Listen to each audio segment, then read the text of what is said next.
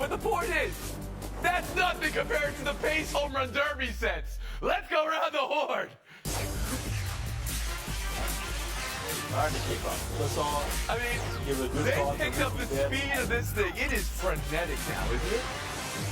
For better or worse, I don't know. You can make a ruling on that. Home Run Derby lunacy. 41 home runs in round one for Julio Rodriguez in front of the home fans. Unbelievable laser show. Pete Alonso mashed some really tough pitches and lost by 20.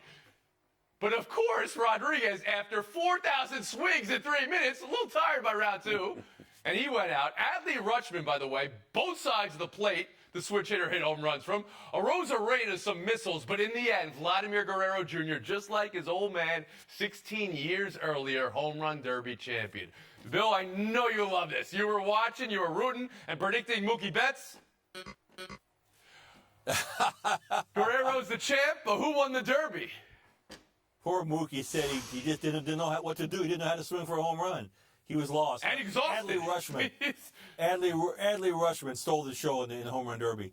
In 38-year history of the derby, nobody's ever before swung from both sides of the plate. 21 home runs left-handed, Cool. 7 home runs right-handed. He was awesome. His dad was pitching to him. It's a ballpark he went to as a kid because he grew up in Oregon.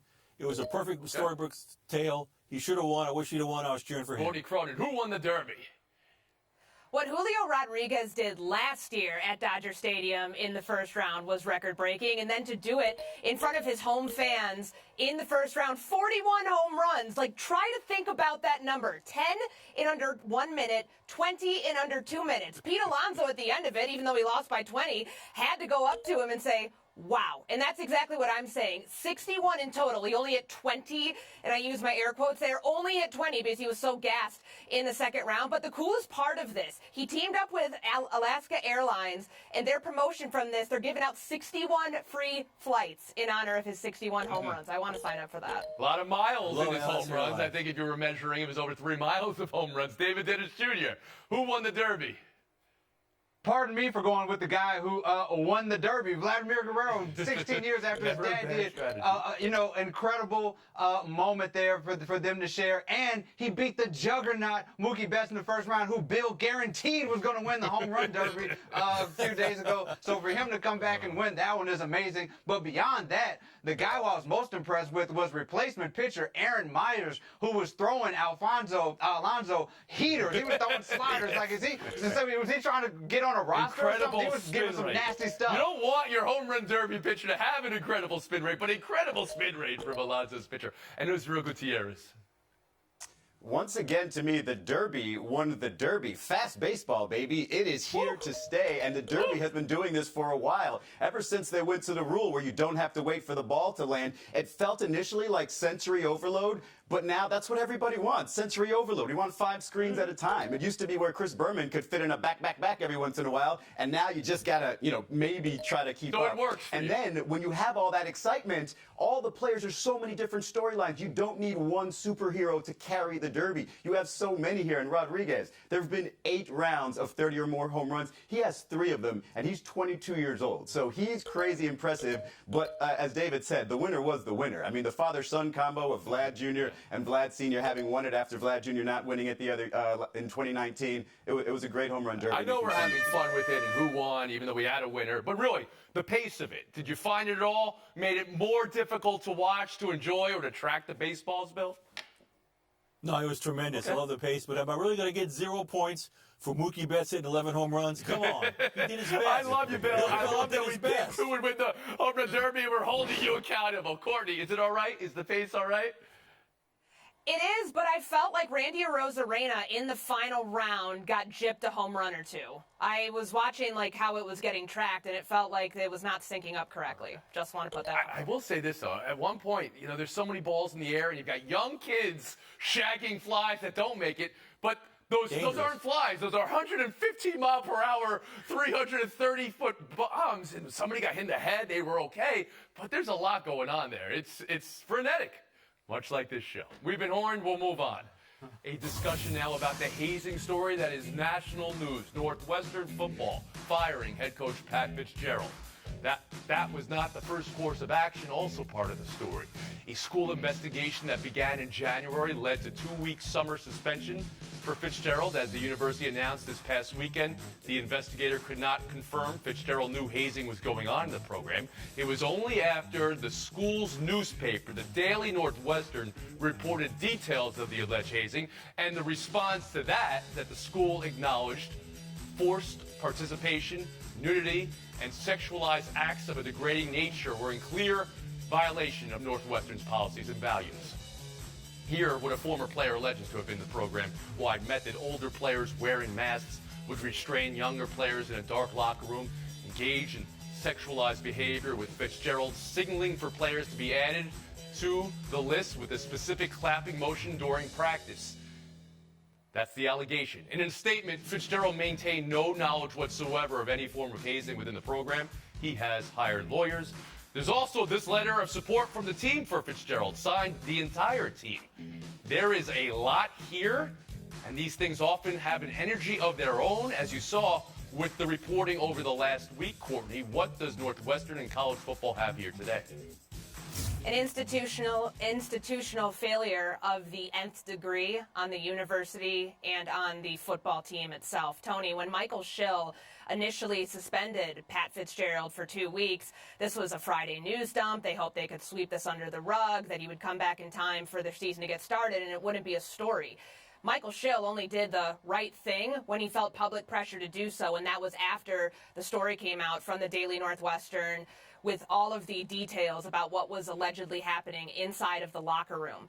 The issue I have here is that, as we know from the independent investigation, Pat Fitzgerald allegedly had no direct knowledge of what was going on with his team in regards to hazing, but the report said that he had opportunity to find out. If you are the leader of a football team, the leader of young men trying to turn them into functional members of society, it is on you to figure out how to find out that information.